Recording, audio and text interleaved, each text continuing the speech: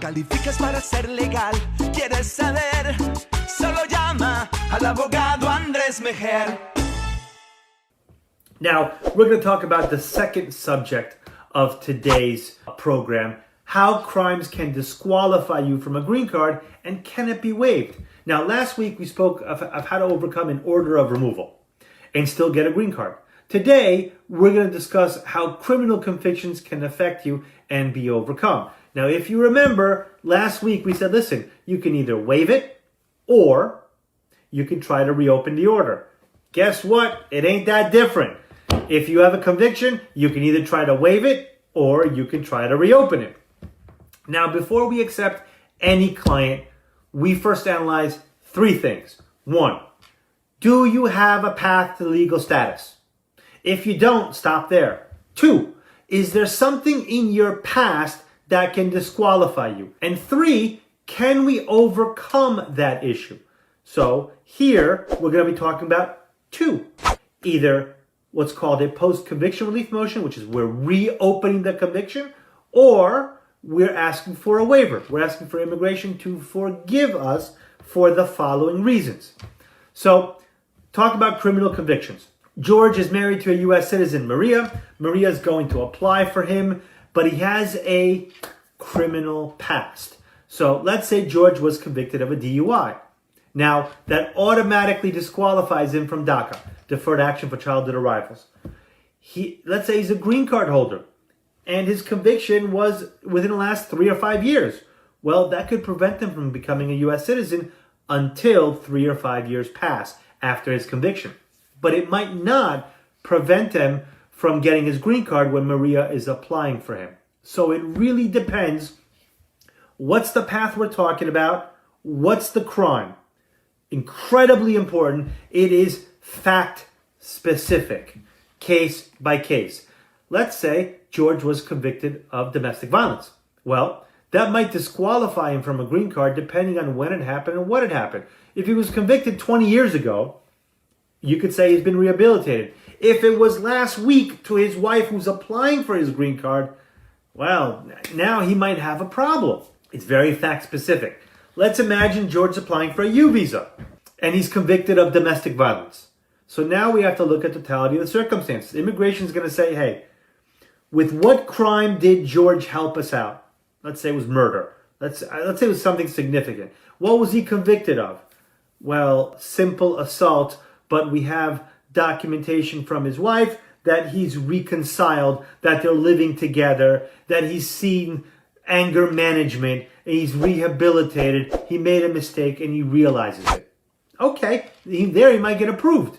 But let's say he's applying for a U visa because he was a victim of robbery and he was convicted of domestic violence where broke his girlfriend's nose, split her eye, she has stitches, she has a permanent scar, and he was convicted and went to jail for 3 years. You know what? Now he's likely to get denied. So it is very fact specific. Let's say he's filing for VAWA, Violence Against Women Act. Remember, it's not limited to just women.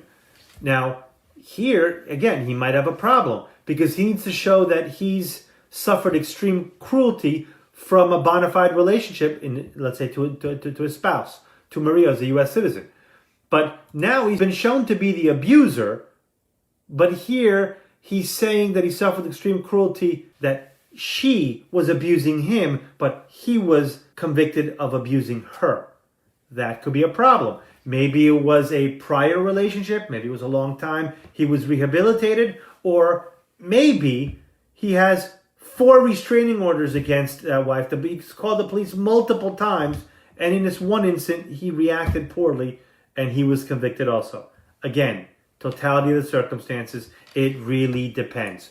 But what's the path for legal status, number one? Second, what's the crime? What's the issue that disqualifies you? And 3, how can we overcome it? We've previously discussed waivers. This one is no different. George needs to show that his spouse or parents who are U.S. citizens or lawful permanent residents would suffer extreme hardship if the waiver isn't granted. Problem comes in, what happens if George doesn't have a qualifying relative? Let's say it's his son who's applying for him because his son is a U.S. citizen and over 21. he doesn't have a qualifying relative, doesn't have a parent or spouse. Let's say they live far away. So his parents live in California and he can't move there and they can't move here. Well, he's going to have a hard time showing that they're going to suffer extremely if they live so far away. Or they don't have extreme hardship.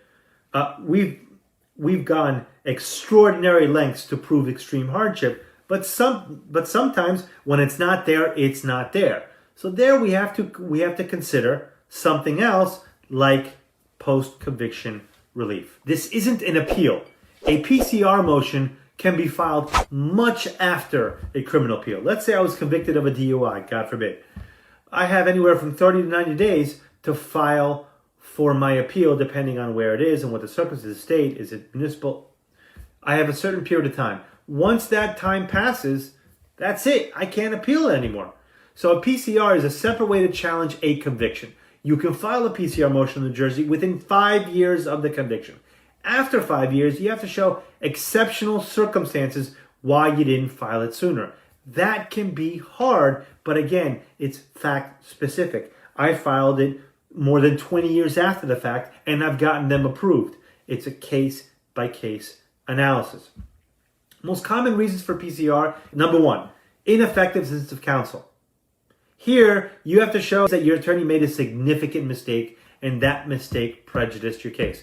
You're not entitled to the best attorney in the world. You're only entitled to a reasonable attorney and what a reasonable attorney would do. So if a reasonable attorney would have done it correctly, would have filed that notice of appeal, would have advised you that that is the wrong course of conduct. So think about it in a medical malpractice case. Well, if the doctor is meant to operate on your right leg and he operates on your left leg, no reasonable doctor would operate on the wrong leg.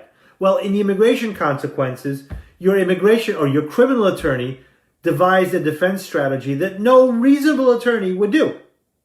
So it has to be a significant mistake and that it prejudiced you. Two, another reason is the judge didn't give the appropriate warnings or instructions. For example, that the convictions could have immigration consequences. Now, this is a big deal because, so let's say I'm a Chilean citizen, I'm visiting from Chile, I'm visiting relatives, and I get accused of a crime. Now, I have a plane ticket, I'm flying back next week. I don't have a whole lot of time to defend this. And, an attorney tells me, no problem, you pay a fine, it'll go away. Okay, great. So I plead guilty to my DUI, I pay my $900 fine, I pay my attorney the attorney that told me that likely is cheap because a good attorney will never tell you to do that for a DUI. But let's say I do it with an attorney or without an attorney because I can't stay or I don't want to stay or I don't want to deal with it. I'm not aware that it could have immigration consequences. And then when I want to come back for work and I want to use my tourist visa, they say, you're disqualified because you're a criminal, you're convicted of a DUI, your visa is null and void. Now you're like, wait a minute, I didn't know. I was charged on Friday, I went to court on Monday. My plea was not knowing and voluntary. There was no translator. I didn't have an attorney. The judge didn't inform me. I had no idea. He told me pay the $100 and you're set, and I did. That's the third reason if the plea was not knowing and voluntary. Now usually I didn't have a translator, but sometimes it might be I didn't have a translator and I didn't have an attorney. Those are the three most common reasons for PCR.